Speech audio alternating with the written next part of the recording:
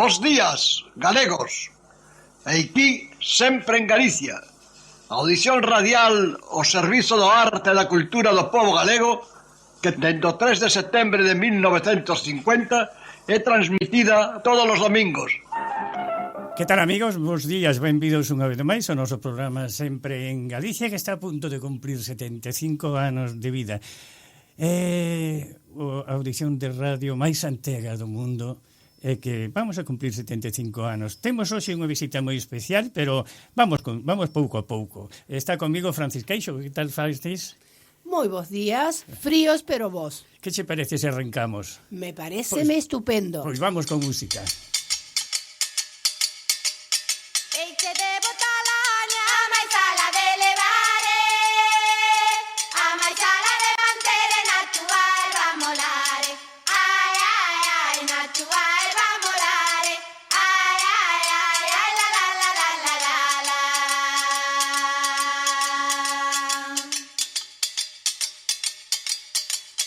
Nos da caemos da luz, somos tantos como voce.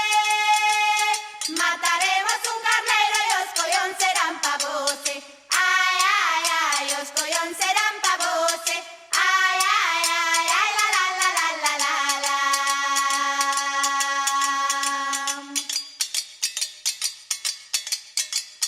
Nos da caemos da luz, somos tantos como voce.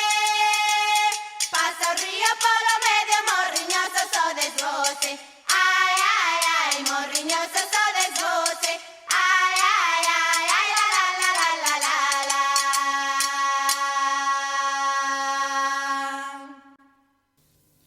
Dende fai anos, cada 25 de xulio, os galegos que vivimos fora da nosa terra facemos soar as gaitas ao son do bello himno de Galicia. Ao mesmo tempo que en Compostela, as luciñas de cores da Praza do Obradoiro iluminan a alma de centos de peregrinos. É algo así como a xénesis da terra. Cada vez que lle preguntan a un galego emigrado de onde é, ten que dar toda a clase de explicacións. Unhas explicacións desprolixas porque naceron nun sitio, pero viven e formaron familia en outro. A idea de ser daqui ou dalá ten sempre unha resposta baleira, porque a súa identidade complícase cos anos. Alguén pode dicir que esa situación é similar a que sufren outros países do mundo. É certo. Pero estamos a falar dun país cativo, que ben podería ser manexado sin esa lacra. Santiago non é París, A Coruña non é Londres, nin Vigo, Montevideo. E se os galegos falamos de Uruguai como algo propio, é porque temos formado o noso futuro. Algúns triunfaron e outros non. Pero claro, a historia escribírona sempre os que triunfan, non os derrotados. Xa que é imposible escribir o fracaso, porque os primeiros que fan é calalo, e son os que máis o sofriron. Galicia foi e é unha xeografía íntima, pero foi causante dunha diáspora que superou incluso o éxodo de Moisés en Exipto. A nosa historia non é unha liña reta, irmáns, senón que se dobla formando un círculo infinito. Ramón Piñeiro dicía que o mobiliario do galego é a maleta. Ninguén como nós manexa tan ben o paraguas e a maleta. Somos un país nómada portátil e que gracias a América conservamos a nosa identidade cultural como pobo diferenciado. Que sería de Galicia do século XIX e XX sin América non existira? Nada, absolutamente nada se fixo pola patria galega que non fose creada en América. Galicia no resto de España só tiña o nome. Foron os galegos os seus emigrantes que en unha arca pechada con 7 chaves enviaron a Galicia o noso himno, o noso escudo, a nosa bandeira e a nosa Real Academia. Pero tamén, ademais de Rosalía, que os baseou en nós, miles de poemas tuveron o seu berce en estas terras de acollida. E tamén as escolas rurais afloraron cos aforros que iban de América. Pero, lamentablemente, tamén foi aquí onde máis se chorou por ela. E aquí dous o encontro entre a emigración e o exilio. Xentes que viñan por pan e xentes que viñan por liberdade. E aquí encontraron pan, abrigo e liberdade. Coitamos que é moi importante recordar todo isto cando estamos a poucos días de celebrar, como sempre fixemos, o Día da nosa Patria Galega, tendo como guieiro a Castelao e como guía e estandarte o apóstol Santiago. Cando nas noites de luar caladas vía unha estrela polo ceo correr, decía miña nai coas mãos direitas, Dios te guíe con ben, Dios te guíe con ben. Dende entón, cando vexo cun galego a terra deixa onde infeliz naceu, e achego busca noutras praias, digo, guíete Dios tamén, guíete Dios tamén, que aquel que deixa seu natal curruncho e fora dos seus eidos pon os pés, cando troca o seguro polo incerto, motivos a de ter, motivos a de ter. Preguntaille e diravos que sin rego o milleiral volume sin cardés, sin erva o gando e sin traballo o home non se pode manter, non se pode manter. Diravos si que pouco canto gana pras arcas do señor e pras do rei. Fai un mes que non comen cousa quente os fillos e a muller, os fillos e a muller. Quen sodes vos chorosos miquitantes, ruís louvadores dun poder crudel, casalas douro dun espírito ceibe, a grillo arquerés, a grillo arquerés, que lle ofrecedes na nativa terra, aquel que a cruzar vai mares de fel, resignación, con ela non se come, non lle basta a fe, non lle basta a fe, non lle basta a fe, non lle basta a fe.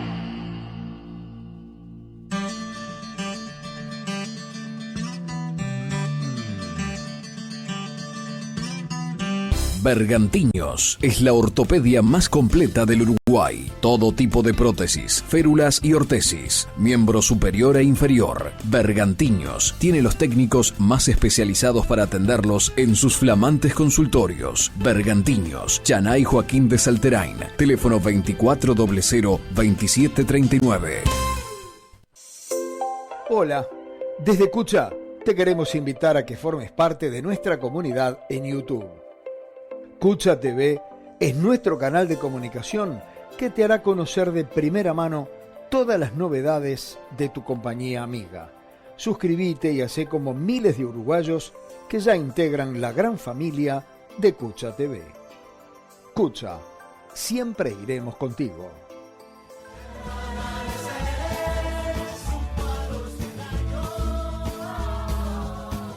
Bueno, amigos, un grupiño de profesoras de licenciadas en filosofía, sobre todo, anda dando un paseiño por América. Estuvieron en Buenos Aires e agora están en Montevideo. Están agora en esta mesa de traballo, rodeándose con nós, para falar un pouquiño da súa visita a este país. Está con nós María Xosé Agra Romero. Bos días, María Xosé, benvida. Bos días e moitas grazas por poder estar aquí. Bueno, María Xosé Agra é doutora en filosofía, profesora de filosofía moral e política da Universidade de Santiago. Que tema, non? Filosofía moral e política, que é iso? Que dinos? Bueno, para abreviar, sería toda a área da filosofía práctica que que ten que ver cas cuestións sociais, políticas e as cuestións éticas, non? Outra forma ética e política sería, non? Básicamente. Tamén eres especialista en filosofía política e teoría crítica feminista, verdad? Sí. Uns estudios, son novos estos estudios. Bueno, como estudios académicos arrancan a partir do gran movimento de liberación da muller nos anos 70 en España, un pouquiño máis tarde, porque tiñamos a ditadura e entón na universidade se incorporou un pouco máis tarde, pero son uns estudios académicos centrados en toda a reflexión sobre a discriminación das mulleres, sobre a crítica a un sistema patriarcal e unha forma de masculinidade, non? Entón, esa línea está xa instalada na universidade e na que eu estive traballando estes anos. Vostede ten dito o feminismo non é un cuaderno de queixas. Sí. Que quixo dicir? Esa é unha frase que eu tomo de Celia Amorós, que é unha das grandes teóricas das filósofas feministas españolas, quere dicir que o feminismo o que tenta é cambiar a sociedade, transformala para vivir mellor, máis xusta, unha sociedade máis xusta, non? Non é que nos teñamos que estar queixando. E o caderno de queixas ven da Revolución Francesa, cando as mulleres salían e se queixaban, e se pon ao lado do que é a reivindicación. A reivindicación non é unha queixa, senón pois, reivindicar os dereitos, aquilo que non se ten e que se quere conseguir para ser iguais como seres humanos, non? Claro. En esa igualdad, María, en esa igualdad que vostede di, que lugar ocupa a violencia? Bueno, a violencia é un tema da filosofía política, porque violencia, guerra, convivir xuntos, que é o tema fundamental, como vivimos xuntos. Entón, a violencia sempre está aí e é moi difícil de erradicar. Entón, tamén no caso da violencia específica contra as mulleres, non? Non é unha cuestión individual, sino que está vinculada con unha construción que temos das nosas sociedades, das nosas comunidades, e eso xenera que o conflito non se resolva dunha forma, porque o conflito ten que haber, non vivimos nun mundo pero sempre esa componente. Entón, pois a violencia forma parte do feminismo, porque o cuestiona, forma parte o feminismo tamén estivo moi vinculado co pacifismo e sigue estando. Entonces, a violencia, diríamos, máis estrutural, non? Que atravesa as nosas sociedades. Tense dito moitas veces, por algún artículo teño sentido, que moitas veces o feminismo aproveita, os políticos aproveitan moito o feminismo tamén, verdad? Sí, sobre todo cando o feminismo está, digamos, ganando, entre comillas. Claro, sí. Cando ten grandes conquistas, por exemplo, a gran onda que houbo no 2018, que aquí tamén se viveu, que as mulleres nas rúas, que a folga de cuidados, con esa folga feminista, que é un cambio moi evidente, porque a folga sempre se asocia co traballo e co sindicato, non? E esta era unha folga de cuidados, de consumo, e que as mulleres dicen, hasta aquí chegamos, non queremos seguir. Entonces, cando en ese momento hai unha explosión moi forte, se intenta despolitizar ese movimento e aparecen, pois, todos somos feministas, todos, pero é unha especie de apropiación para desvirtualo e aminorar a forza dese movimento, non? Pero como eso acontece sempre con os grandes movimentos, e o feminismo, bueno, pois o ten asumido, non? Pero políticamente tense vencellado moito ca esquerda, non? Sí, bueno, como todos os movimentos, sí, dícese que o capital é por os da dereitas e os demais para as esquerdas, non? Sí. Pero contame o porqué. Sempre foi como todos os movimentos de liberación e emancipación. Entón, pois claro, os parias da terra e as parias normalmente son de esquerdas, por qué? Porque queren cambiar a sociedade. Claro. O pensamento conservador non quere cambiar a sociedade, quere mantelo e, sobre todo, quere manter os seus privilexios. Sí, claro. Porque se fora non é unha cuestión simplemente de que non me gusta, sino que o que está en xogo son privilexios, e para que uns teñan unha vida mellor, outros teñen que perder privilexios, e eso non lle gusta a ninguén cando está arriba, non? Entonces, eso podemos decir que de esquerdas houbo moito, tamén dentro, no caso do feminismo, houbo, sobre todo nos inicios, correntes, diríamos, máis conservadoras, ou podríamos decir, de mulleres de dereitas, pero que reivindicaban exactamente igual a igualdade, os dereitos. Estaba pensando ahora, por exemplo, Emilia Pardo Bazán non é unha muller de esquerdas, todo o contrario. A iso iba a preguntarche que lugar ocupa dentro desa defensa do feminismo a nosa terra, porque hubo mulleres moi defensoras, verdade? Bueno, só pensemos en tres: Rosalía, empezando Concepción Arenal, Emilia Pardo Bazán. Son tres figuras fundamentais, e en eso Galiza eu creo que tamén senlleira, porque temos unha muller que marca o canon literario como é Rosalía, e eso non é habitual en ningunha literatura do mundo. Se pensamos quenes marcan o canon literario, non é vamos, eu creo que debe haber, non sei se hai unha, entón, Rosalía marca o canon, que eso é fundamental. A Rosalía tamén intentaron poñela como santiña, sacar todo o que tiña de reivindicación feminista, de rebeldía, como muller, de escritora que quería e reivindicaba, e deixala aí como unha especie de santiña, de chorona, de queixa, non de reivindicación, o que falábamos antes, non? E Rosalía é reivindicación. Rosalía ten unha componente de reivindicación para as mulleres, unha componente de clase, de pobo, diferenciadora, non? Entón, en ese sentido, nós temos mulleres referentes, mulleres moi importantes, moi importantes. María Xosé, fai algún tempo eu tuve unha entrevista aquí con unha migrante, con unha muller galega que veu con 12 anos, soliña a Montevideo. Estaba desprotexida a muller galega? Pois sí, sobre todo no tema de migración viñan por redes familiares, pero tamén por redes de veciños, e moitas viñan engalladas e foron utilizadas e obligaban a traballar en condicións impensables, e sobre todo tamén tiñan débeda, non? Que tiñan que pagar e non podían. Entón, o falamos moitas veces entre nós e con moita xente, como viñeron estas mulleres, homes tamén, non?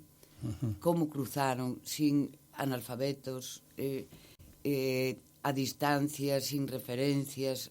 Para min é algo... E sabemos das que triunfaron, non das que non triunfaron. Non. Porque non todo foi ouro en América, verdad? Non, pero esas que non triunfaron tamén sabemos. E cada vez sabemos máis. Porque se está estudando a condición das mulleres na migración americana e a europea, porque a europea tamén foi dura para as mulleres e para os homes. Mais para os homes, a partir dos 50, 60, non? Pero 60, 70, a emigración das mulleres, e sabemos que moitos galegos, bastantes galegos que fixeron fortuna tamén, por exemplo, en México, creo que máis que por aquí, ou en Bos Aires, pero tamén o fixeron gracias a que as mulleres as explotaban. E as prostituían, e decían que tiñan hotéis, chegaban ali, decían que tiñan hotéis, e eran hotéis, claro, sí, pero prostíbulos, non? E aí estaban as mulleres engañadas e as tiñan. Entón, esa parte é dura e hai que estudiala ben para recoñecer todo o que aportaron as mulleres no mundo de migración. No mundo de migración. Porque cando se fala de fundar centros e todo eso, sempre homes. Homes, sí. Pero por detrás delas sempre hai unha muller, porque o home chegaba ás 11 da noite de unha xunta dunha institución e quería a cea. Entonces esa muller estaba facendo unha laboura tan importante como a que facía o home na institución. Sí. Pero todo iso, claro, está moi ben. Vamos a cambiar, falar de outro tema. Vamos a... Con quen teño gusto? A ver. Están as 4 aquí. Gústame moi ben que estén aquí, que estamos contentos que estén aquí. A ver, Saleta? No. Yolanda. Sí. Yolanda. Pásalle o micrófono. Así.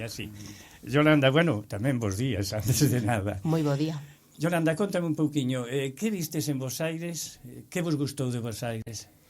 A min, bueno, é a primeira vez que veño a este lado, non coñecía Bos Aires, nin tampouco Montevideo. Si teño moitas referencias precisamente porque varios veciños, non, incluso familiares estiveron por aquí, pero sorprendeume moito como pervive aí na memoria do galego, moitas referencias en moitos rótulos, non, moitas rúas, moitos apelidos, non, que recoñecemos a orixe galega. E logo as maravillosas institucións que aínda quedan aquí, non? O Centro Gallego, tanto de Bos Aires como aquí en Montevideo, que non coñecía, non sabía que este é o máis antigo do mundo, por exemplo, é algo que non nos ensinan ali na escola e deberíase, non? Porque é un orgullo ver como, o sea, ver esos lugares onde a xente socializaba aquí, non? E facía redes na diáspora, pois pareceme un privilexio. Que che pareceu o pazo do Centro Galego? Maravilloso, o sea, impresionante. Algo genial, non? Algo bonito. Precioso, sí. Bueno, todo, aí hubo ladrillos de lágrimas, Estou segura, non, que levantar algo así e manter algo así tivo que ser moi complicado. Os recordos de Galicia, da súa terra, cando solo se chegaba a Galicia por medio dunha carta, verdad? Era a única forma. Hoxe non, hoxe estamos máis... Porque hai unha emigración que é máis caseira, máis do lugar, que é a emigración a Suíza, a Alemania, que poden estar a festa, cando ven a festa volven, pero de América non podían facer o mismo. Ahora está cambiando moito, pero tamén aqueles xa pasaron.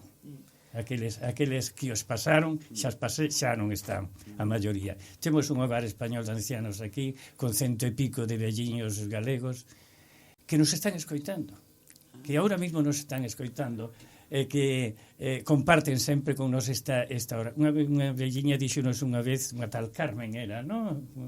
Dixonos unha vez que para ela o programa Sempre en Galicia era a misa dos domingos. É que a verdade... Era a comunión ca terra. Sí. E aproveitamos para mandar un saúdo a Antonia, que Antonia no hogar español debe estar escoitándonos. Bueno, pois Antonia, aquí tes xente que está defendendo esos valores que ao mellor ti non chegaches a logralos, pero que Galicia cambiou moito, verdad, María José? Sí, cambiou para ben en moitas cousas e, sobre todo, o que é importante este recoñecimento de que a emigración aportou moito. Galiza non sería o que é sin emigración. Claro. Non, imposible. Imposible. Entón, para nós é unha satisfacción.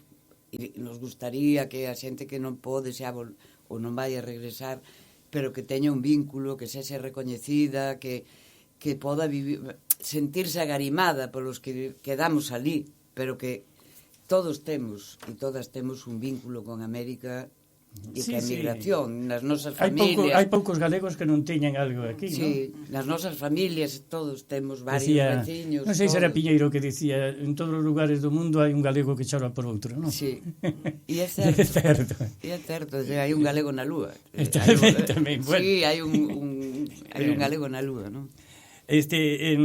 Yolanda, tes familiares en América? Agora xa non viven aquí, pero 2 tíos de miña nai viñeron coas súas parellas nos anos 50 e montaron, antes falaba diso de vir gañarse o pan, e montaron aquí unhas panaderías, entón pois ofreceron pan, non, galego, así, aquí en Montevideo, xustamente. Estiveron aquí como 20, 30 anos, e logo cando xa tiñan os rapaces pequenos, puderon retornar, están alá, pero a miña nai, por exemplo, dicíame, mándame algunha fotografía de Montevideo, porque claro, cantas veces lle escoitei eu a miña tía e o meu tío, non?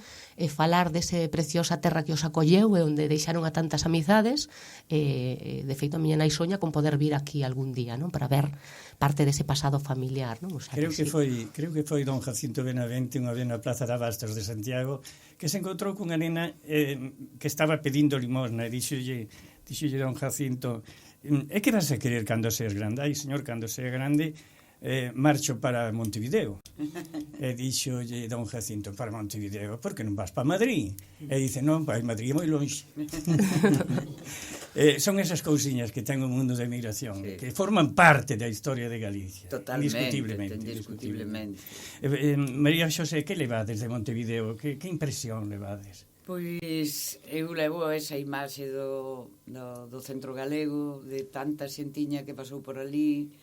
Onte, cando visitamos, me imaginaba como podían estar ali xogando a partida, bailando, tocando a gaita e todo o que transmitían, claro. ¿No? Ese centro que é como un oasis no medio do mundo que eles o reconciliaban, ¿no?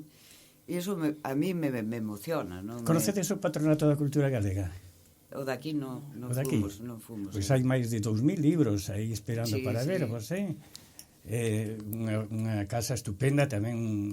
Quede cerquiña. Eu supoño que antes de marchar pasaréis. Faremos parada.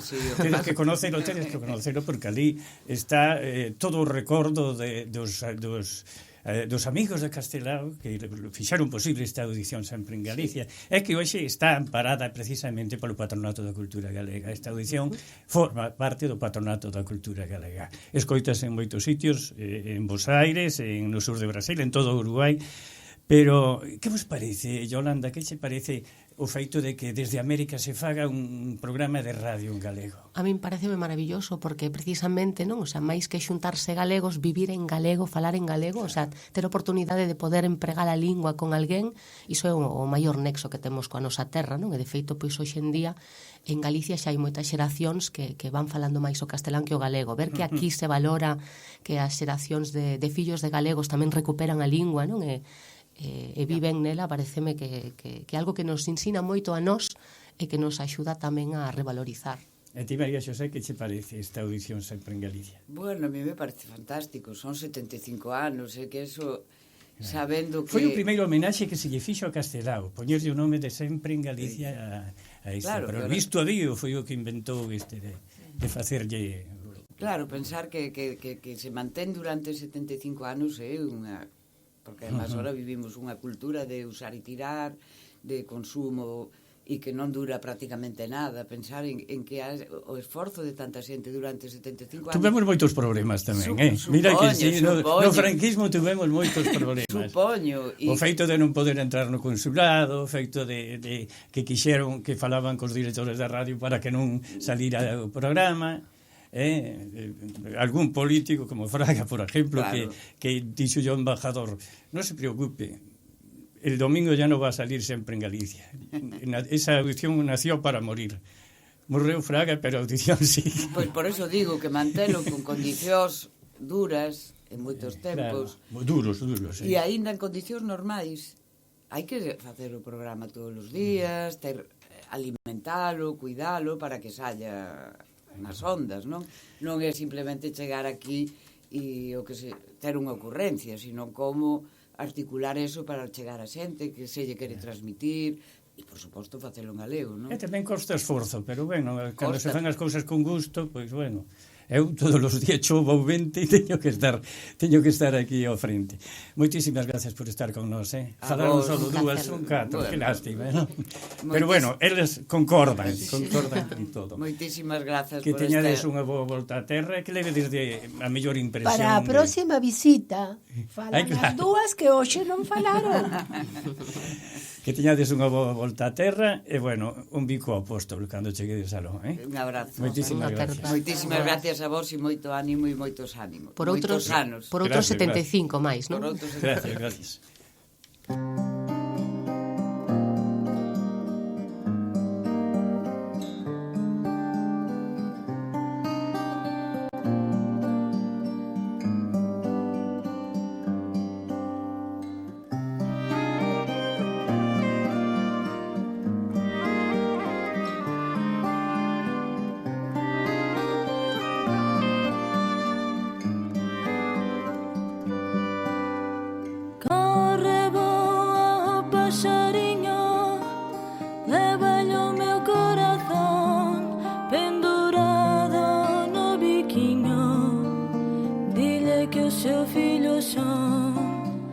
Corre, voa, o paxarinho.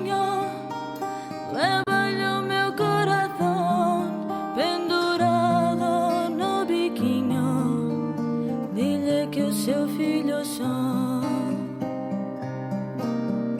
Dile que eu quero volver e de novo nas tuas rías, nalgún espello me ver. Quero tear as campiñas a recender teus cheirinhos antes que poida morrer.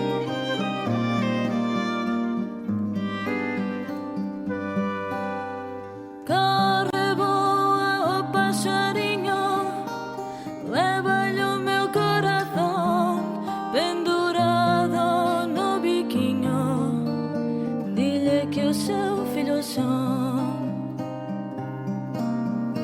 Dile que eu quero voltar e de novo nas tuas rías as mãos e a alma lavar. Quero voltar branca flor que neste desterro maldito estou morrendo de amor.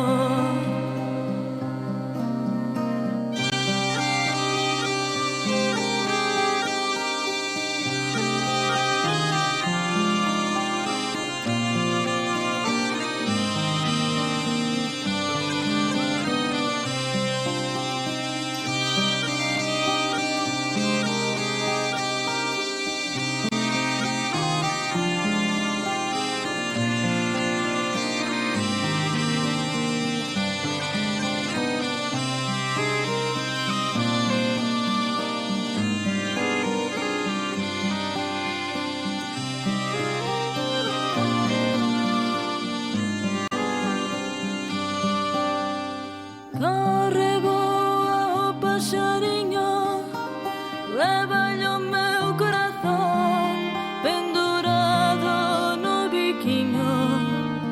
Dile que o seu fillo son. Dile que o seu fillo son. Dile que o seu fillo son.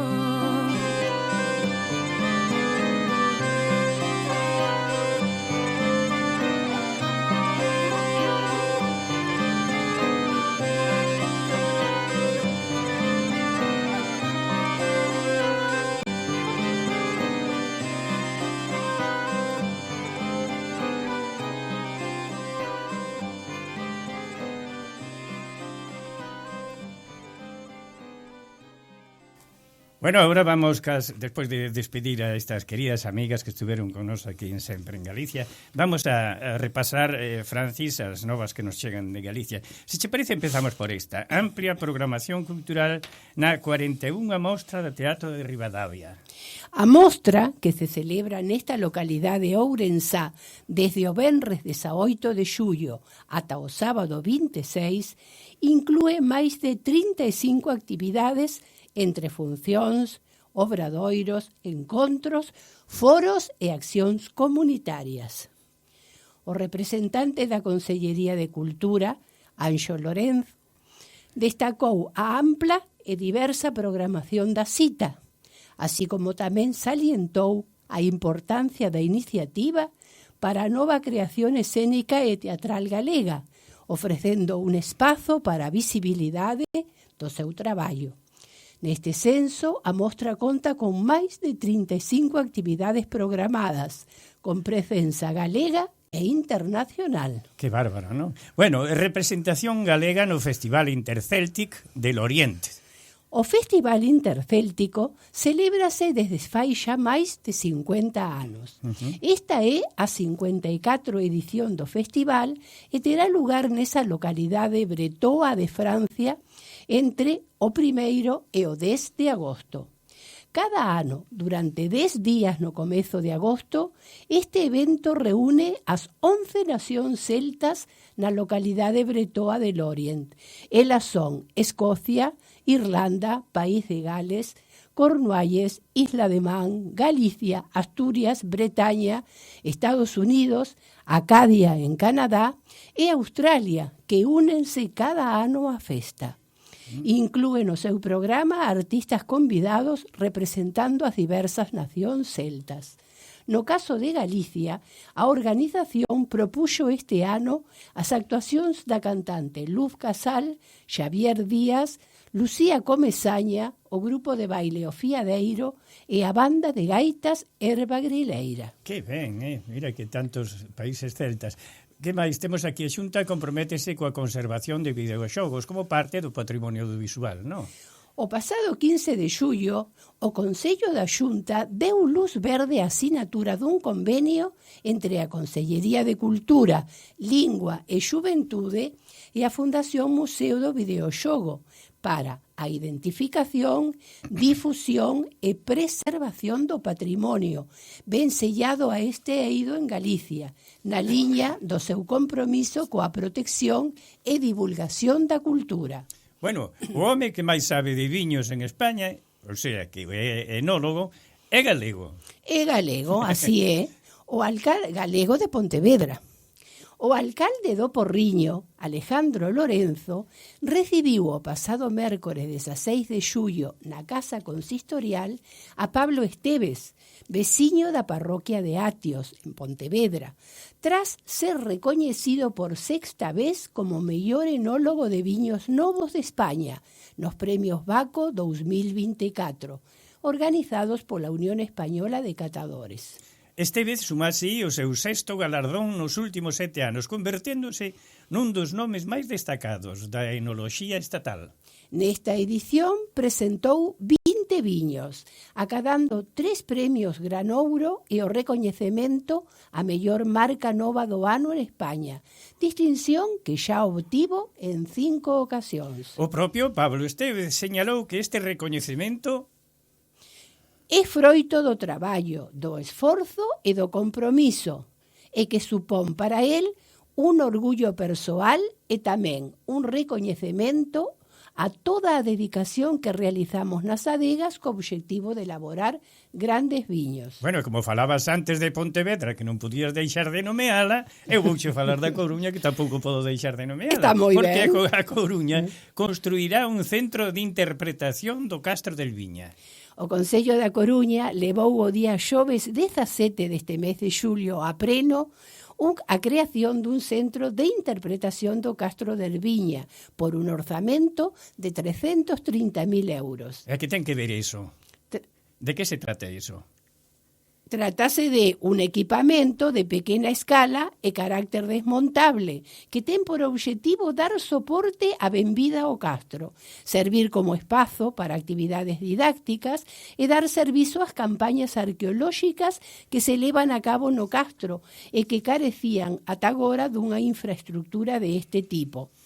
O edificio xa está acordado coa Dirección Xeral de Patrimonio e outras entidades e se complementará cun novo peche perimetral do Castro por un importe de 350.000 euros para reforzar a protección física do xacemento. Bueno, falando de Pontevedra, fai uns días celebrouse o San Benito de Leires. Vamos a escoitar o grupo Roda cantando San Benitiño de Leires. Non vayas o de parede, si vas o San Benitiño.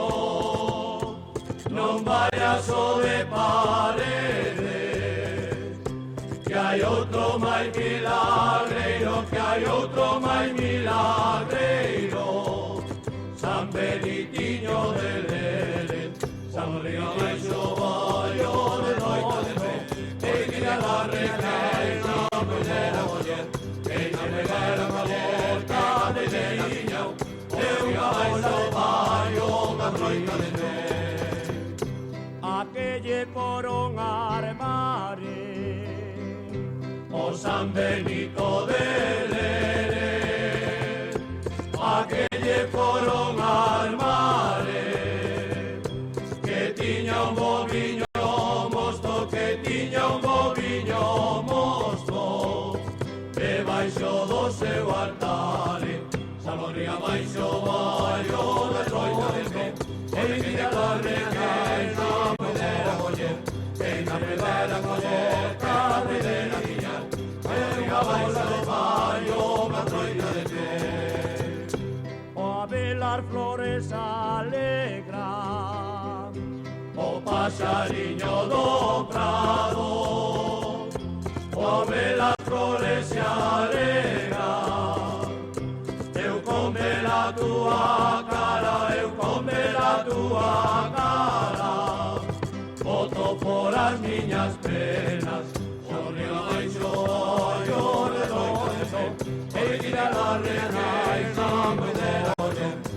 non levaran a volta de veriña, e unha bolsa de baño unha noite de mes.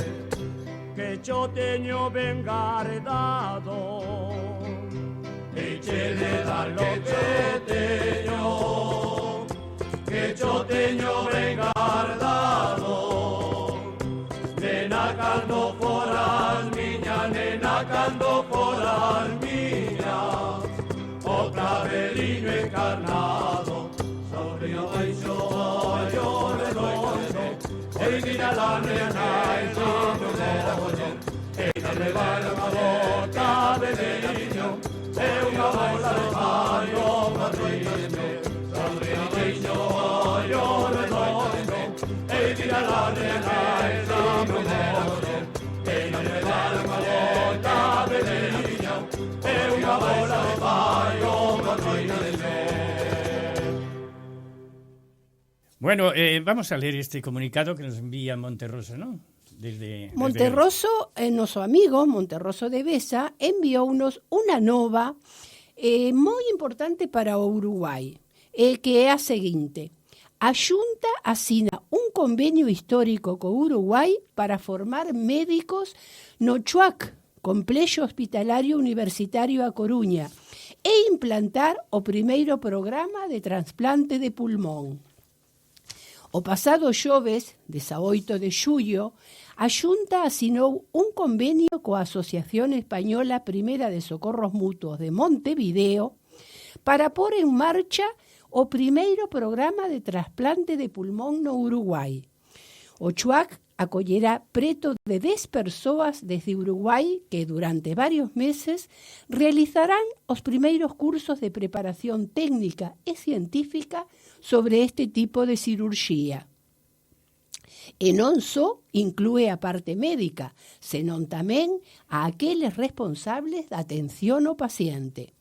Deste xeito vaise evitar que, como ocorre na actualidade, os pacientes uruguaios teñan que desplazarse fora do país para someterse a este tipo de cirurxías. Que ben, non? Que boa iniciativa. Moi boa nova. Moi boa iniciativa. Boa nova. Aquí tes outro de Monterroso, non? Monterroso enviounos tamén. Esta non é unha nova, é un artigo que publicou Oliver Laxe que tan nomeado en a nosa audición polas críticas negativas recibidas á película Sirat, que foi premiada recentemente no Festival de Cannes.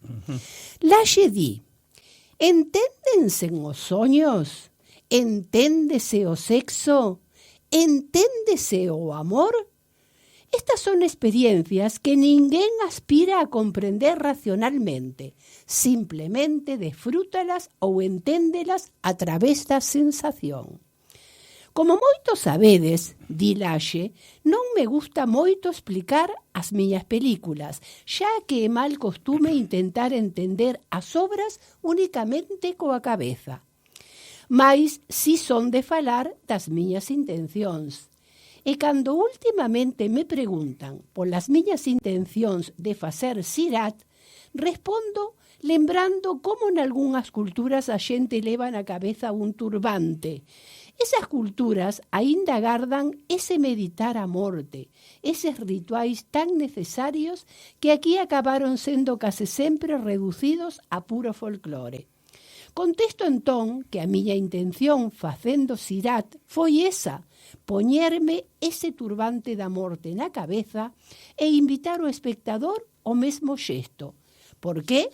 Porque precisamente a través disto, a través de confrontarse todos os días a esa angustia da morte, a persoa quítase as angustias, aprende a ser un cero, a morrer con dignidade, sen rabechas nin pataleos. Ide a ver Sirat aos cinemas, réndanse, déixense envolver nela como nunha mortalla. Sirat dá quitando. Por certo, acabamos de superar os 300.000 espectadores. Moitas grazas. Que ben, non? Está moi ben o que di. É unha forma de replicar as críticas negativas. Son críticas negativas, pero a película leva moitísima xente ao cine. Sí. Bueno, a ver se aparece por Montevideo tamén. Vamos agora ás novas da colectividade, non? Vamos ás Pois a ver, novas contame. da colectividade. O Centro Gallego festexa o centenario da súa sede central o día 25 de xullo ás 7:30 da tarde cun brindes na sede da Rúa San José 870. Dará unha charla o director xeral da Comisión de Patrimonio, Marcel Suárez. Actuará cun festival de música celta o grupo Folk Treboada e a entrada é gratuita.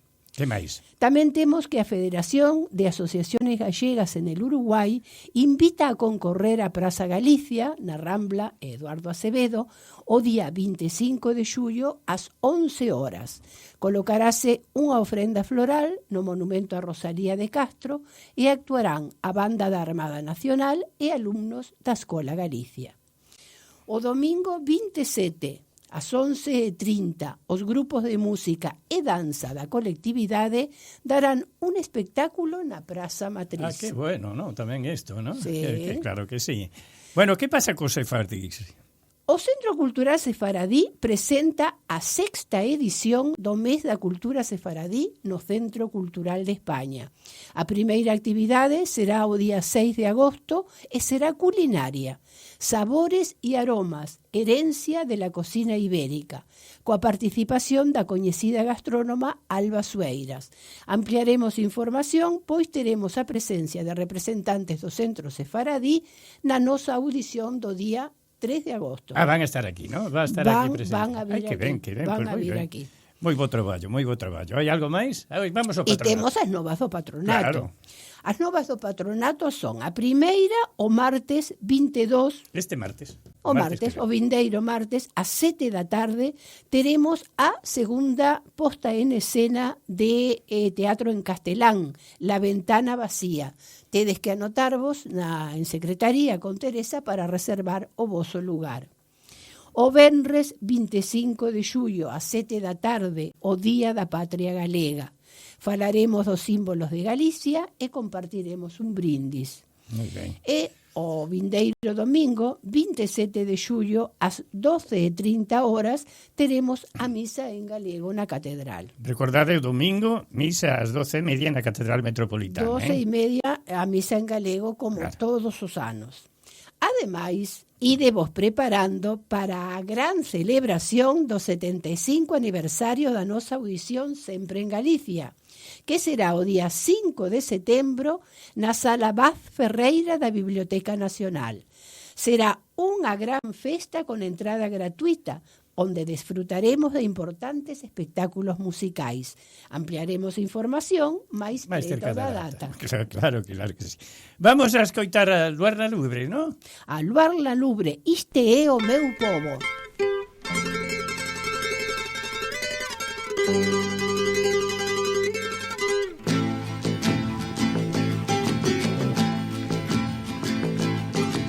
Este é o meu povo.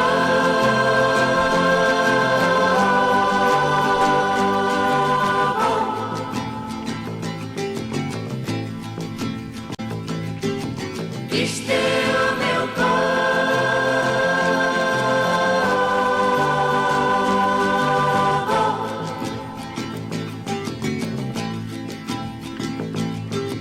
Eu vinha no mundo naquela casinha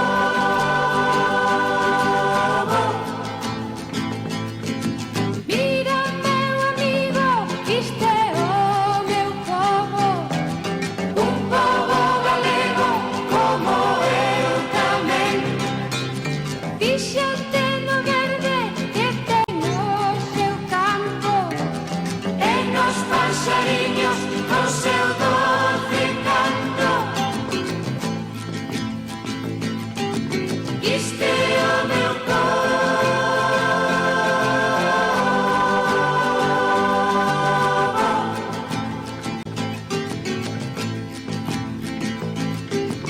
Este é o meu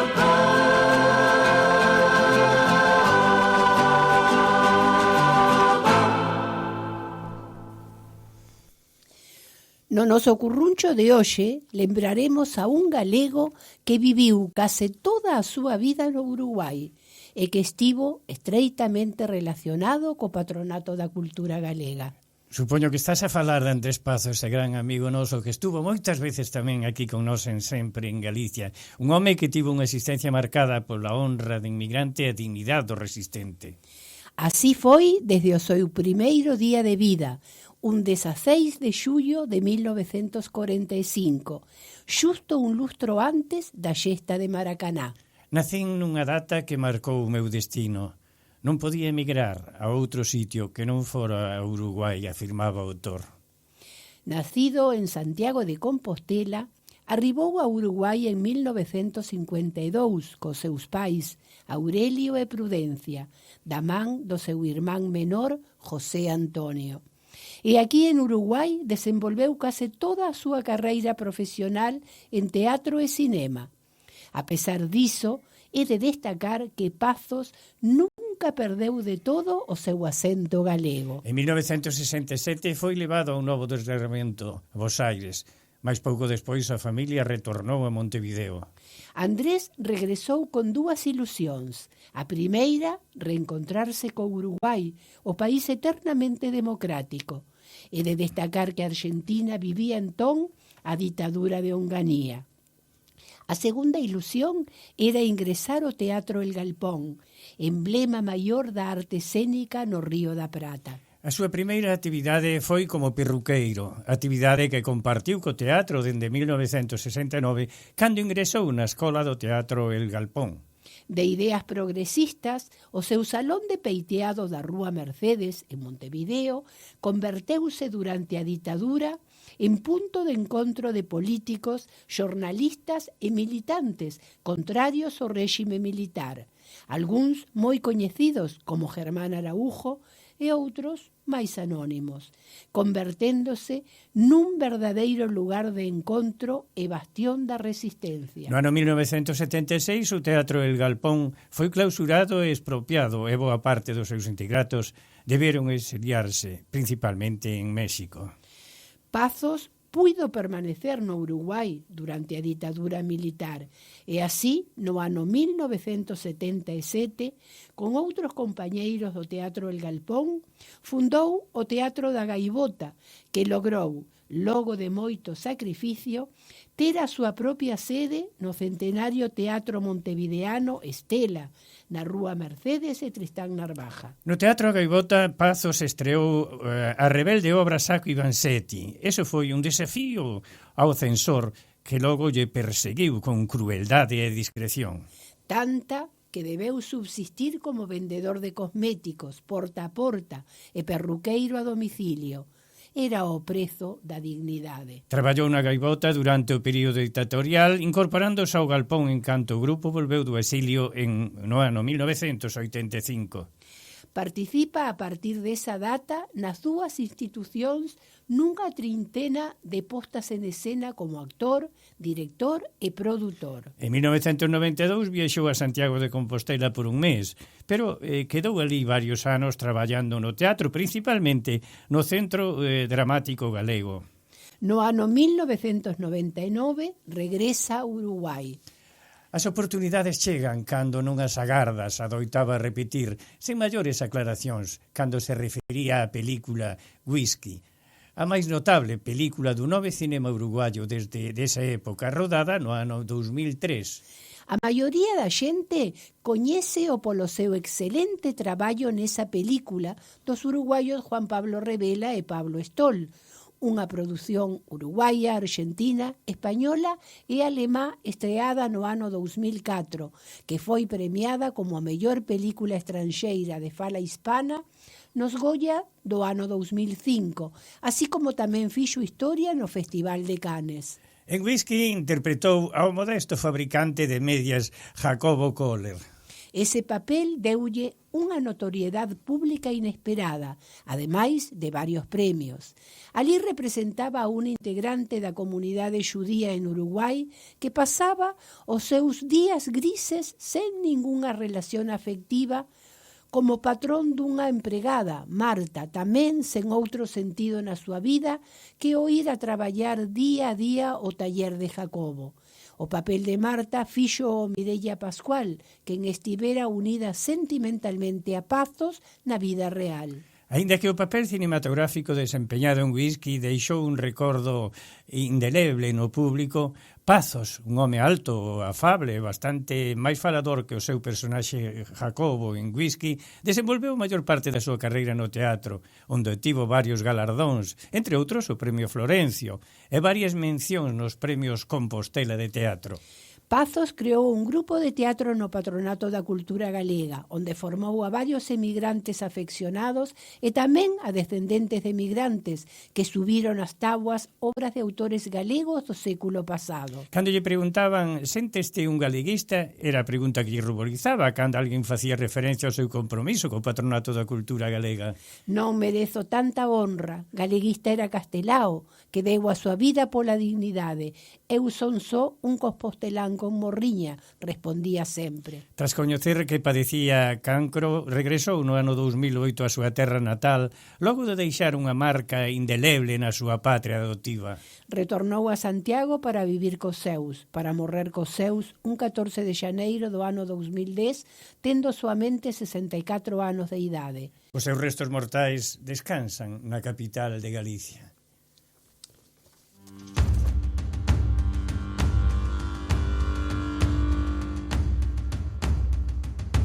Em sonhos lá vou de fugida, tão longe daqui, tão longe.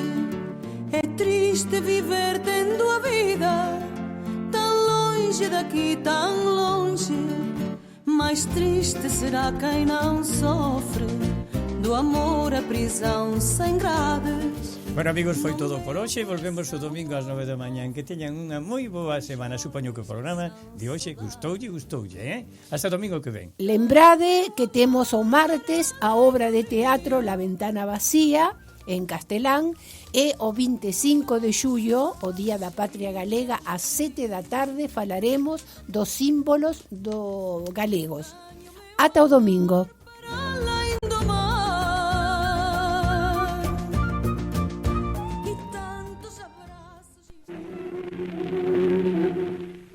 Sempre en Galicia, fina a súa audición de hoxe e voltará o domingo ás 9 da mañán para traervos verbas e cantigas. Saúde e terra.